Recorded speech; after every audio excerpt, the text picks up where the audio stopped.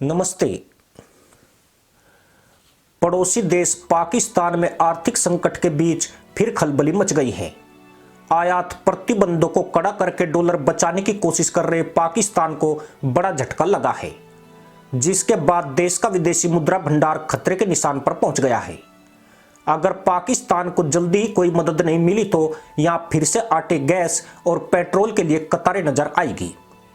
तेजी से घटते विदेशी मुद्रा भंडार ने मदरसा मुल्क के हाथ पांव फुला दिए हैं और अब चीन और अरब देशों से भीख मांगने की रणनीति पर चर्चा शुरू हो गई है। वहीं देश के जमाखोरों में भी हलचल तेज है, जो हालातों का फायदा उठाने के लिए कमर कस चुके हैं। देश का विदेशी मुद्रा भंडार, जो IMF, सऊदी अरब और UAE के कर्ज से 12 अरब डॉलर तक पहुंच गया था, उसमें बड़ी गिरावट दर्ज की गई है। 1 दिसंबर को खत्म हुए सप्ताह में पाकिस्तान का विदेशी मुद्रा भंडार 3.3% यानी 237 मिलियन डॉलर गिर गया, जिसके बाद यह 7 अरब 22 लाख डॉलर पर आ गया है। खास बात यह है कि जहां मदरसा मुल्क का विदेशी मुद्रा भंडार पतन की ओर है, वहीं भारत का विदेशी मुद्रा भंडार लगातार बढ़ता जा रहा है और अब 597 अरब डॉलर से बढ़कर 604 अरब डॉलर पर पहुंच गया है। इससे पहले 11 अगस्त को भारत का विदेशी मुद्रा भंडार 600 अरब डॉलर के पार हुआ था। पाकिस्तान में पिछले हफ्ते ही चाइनीज निमोनिया ने दस्तक दी है, जिसके बाद मदरसा पैदाइश के अलगोजे लगातार बज रहे हैं। वहीं महंगाई दर 29% पर पहुंचने से हर वस्तु के दाम दोगुने हो चुके हैं। पाकिस्तान के पास 40 दिन का अनाज भंडार बचा है। सरकार देश में अनाज की कमी को दूर करने के लिए रूस से बातचीत कर रही है। वहीं जमाखोरों ने मौके का फायदा उठाते हुए आटे के दामों में वृद्धि करना शुरू कर दिया है। बलूचिस्तान, पंजाब और सिंध में 40 किलो बैग पर 12 से 15 रुपए तक बढ़ा दिए गए हैं। ताजा मूल्य 1780 रुपए से बढ़कर 1810 रुपए प्रति 10 किलो बैग तक पहुंच गया है। कहा जा रहा है कि आने वाले दिनों में यह 2500 के पार जा सकता है। आटे की कीमतों में अचानक हुई बढ़ोतरी से मदरसा पैदाइश में हड़कंप मच गया है। वहीं जमाखोरों ने भी स्टॉक करना शुरू कर दिया है। खास बात यह है कि 2018 में नवाज शरीफ के प्रधानमंत्री रहने के दौरान 10 किलो आटे का बैग 790 रुपए हुआ करता था, लेकिन इमरान खान के सत्ता में आने के बाद पाकिस्तान में महंगाई ने नए रिकॉर्ड स्थापित किए हैं। इसी साल जनवरी में पाकिस्तान में आटे के लिए महासंग्राम हुआ था, जब पूरी मदरसा पैदाइश आटा खरीदने के लिए कई किलोमीटर की लाइन में खड़ी हो गई थी।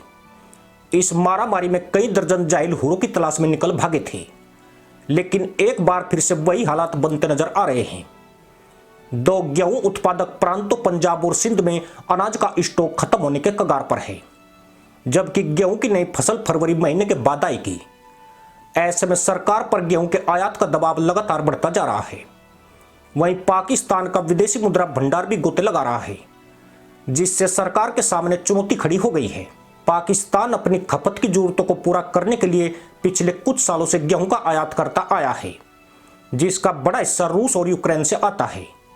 दिसंबर 2020 में पाकिस्तान ने 1 अरब 20 लाख डॉलर मूल्य का गेहूं आयात किया था, जिसमें सबसे अधिक यूक्रेन से खरीदा गया था। पाकिस्तान ने 496 मिलियन डॉलर का गेहूं यूक्रेन से मंगाया था।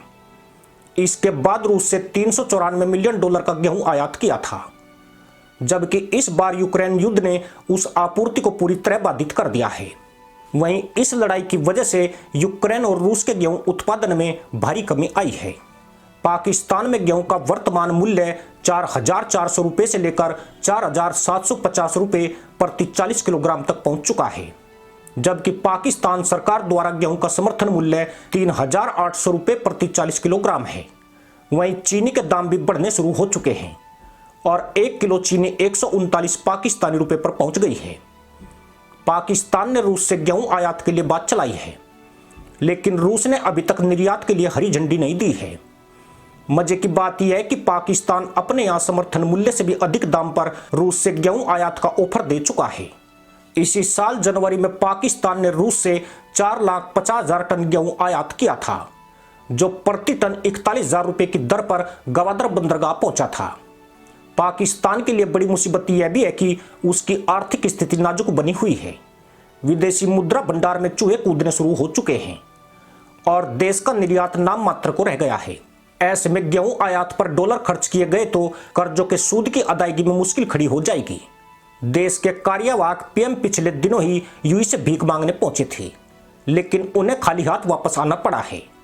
वहीं सऊदी अरब भी नगद उधार देने के पक्ष में नहीं है। उसने पाकिस्तान में निवेश करने का वादा किया है। साथ ही 10 दिसंबर तक 3 अरब डॉलर की कर्ज अदायगी को 1 साल तक बढ़ाकर कुछ राहत दी है, पर इससे भटकते पाकिस्तान की मुसीबतें हल नहीं हो रही है। वहीं पाकिस्तान में फरवरी महीने में आम चुनाव का ऐलान हो गया है और लगभग 27 अरब रुपए का फंड सरकार ने जारी कर दिया है। ऐसे में पूरी उम्मीद है कि जाहिल भी लाइन में लगने के लिए तैमद कस चुके होंगे, क्योंकि इस बार लाइनें सिर्फ अनाज के लिए नहीं लगेगी बल्कि गैस के लिए भी लग सकती है।